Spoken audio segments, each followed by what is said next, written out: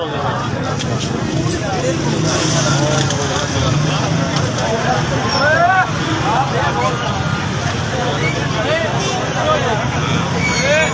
Number Islamabad में Abu Hanif school है। इधर छोटी बच्चियों के साथ ज्यादती की गई है और प्रिंसिपल स्कूल के जो वो भी साथ मिली हुई है। ना वो स्कूल की प्रिंसिपल बाई निकल रही है और ना वो उस्तादा को बाई निकाल रही है। छोटी बच्चियां हैं, 8 से 9 साल की बच्चियां, 4 बच्चियों के साथ ज्यादती की गई है। और सामने उसे मार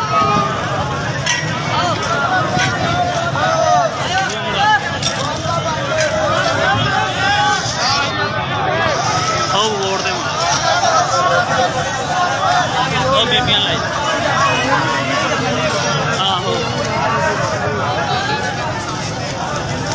सूफी बरकत अली सरकार का यह स्कूल है जो अबू हनीफ के नाम से बनाया गया है।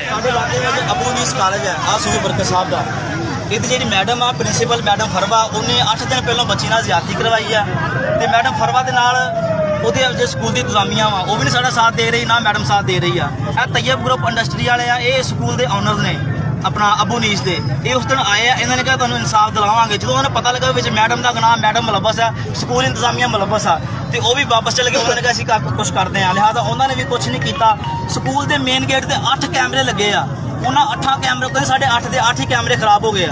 अगर होर कोई मसला बनया वा तो कहते साढ़े कैमरे ठीक है, साढ़े कैमरे आ चीज़ आ गई है। तो लेकिन बच्ची के मामले में मैडम कैमरे क्यों खराब आ? अबू हनीफ स्कूल की जी इंतजामिया वा बिल्कुल नाकस आ। तैयब ग्रुप इंडस्ट्री जेडे इस अपना कॉलेज स्कूल के कॉलेज के ऑनर्स ने, लेकिन वो भी साथ नहीं दे रहे। उस दिन आए सी, उन्होंने अवाम लोलीपॉप दिता तो दे के चले गए। जी स्कूल की इंतजामिया मैडम फरवा वो मुलबस आ, उन्होंने पता वा मुजरम केड़ा वाले आ। सानू मैडम फरवा चाहिए आ। मैडम सर फरवा अगर आ जाए, उन्होंने पता वा कौन किन्ने 8 साल की बच्ची नाल ज्यादती की है।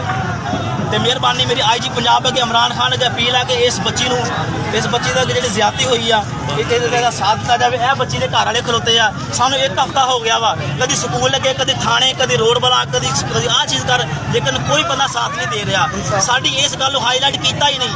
यह जो अबू हनीफ स्कूल है बिल्कुल गंदा वा।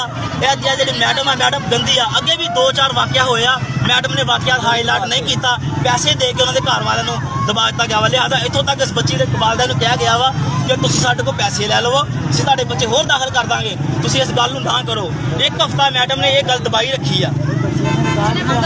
हाँ जी, अंदर बच्चियां के निकाह भी कराते, जो सैटिंग हो जाती है मुंडी मंडे लड़की लड़के का, उन्होंने निकाह करवा दी है मैडम। मैडम बहुत वड्डी गश्ती है मैडम फरवा।